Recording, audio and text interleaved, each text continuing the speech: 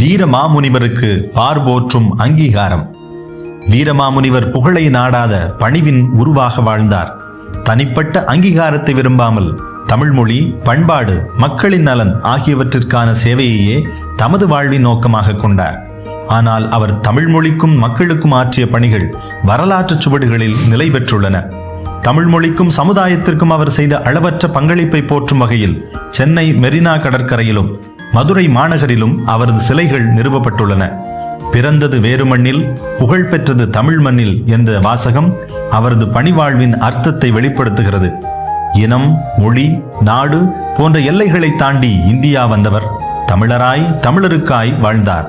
எல்லைகளை கடந்து தமிழ் சமுதாயத்திற்காக அவர் ஆற்றிய இறைப்பணி என்றும் தமிழர்களின் இதயங்களில் நீங்கா இடம் பிடித்திருக்கும்.